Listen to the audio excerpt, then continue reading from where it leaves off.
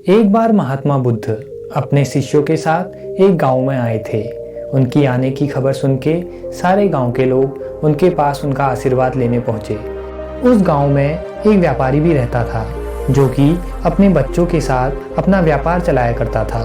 परंतु जब से महात्मा बुद्ध गांव में आए थे, सभी गांववासी और उस व्यापारी के बच्चे सारे कामकाज छोड़ महात्मा के सत्संग में उन्हें सुनने पहुंच जाते थे।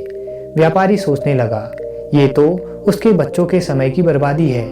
जितना मेरे बच्चे वहां जाते हैं उतनी देर में तो वह मेरे व्यापार में मेरा हाथ बटाकर कुछ और ज़्यादा पैसे कमा सकते हैं। उसने कहा, आज मैं उसे अच्छा सबक सिखा के आता हूँ। वह गुस्से से भरा महात्मा की ओर चलने लगा। जैसे जैसे वह महात्मा के नज़दीक आते जा रहा था, उसे अपने बर्ताव में कुछ अंतर महसूस होते जा रहा था, पर उसके अंदर का क्रोध अभी भी कम नहीं हुआ था। महात्मा के सामने आते ही वह कुछ कह नहीं पाया। वह अपने गुस्से को भी काबू न कर सका और महात्मा से कई अपशब्द बोल गया। इस पर महात्मा उस आदमी पर मुस्कुरा दिए। उनके शिष्य और बाकी सारे गांववासी बड़े ही क्रोधित हुए, परंतु महात्मा को सामने देख वह कुछ कह ना पाए।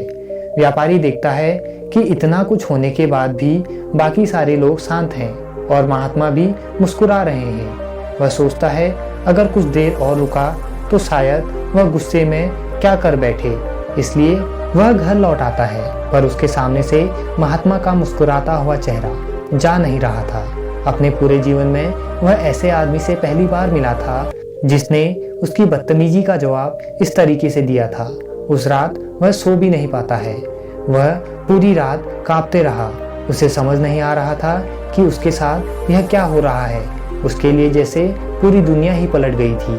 अगले दिन वह महात्मा के पास आता है और उनके पाँव में गिर माफ़ी मांगने लगता है। महात्मा कहते हैं, मैं तुम्हें माफ़ नहीं कर सकता। यह सब सुन के बाकी लोग चौंक जाते हैं, क्योंकि यह जवाब महात्मा के स्वभाव से पूरा उलट था।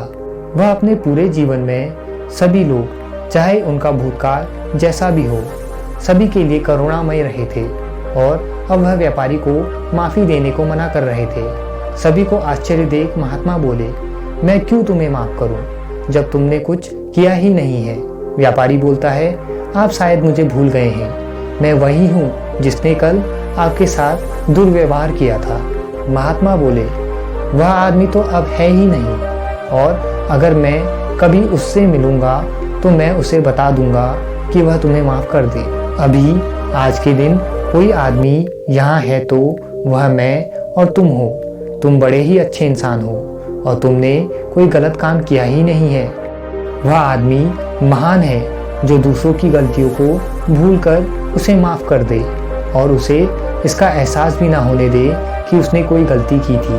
और अगर कोई माफ़ी देकर भी उसको उसकी गलतियों का एहसास कराते रहे तो वह सही मायने में माफ़ी नहीं बल्कि एक सज़ा के समान है। इसलिए सिर्फ माफ़ी देना ही नहीं बल्कि उसके साथ गठित गलती को भूल जाना ही सही मायने में माफ़ी है।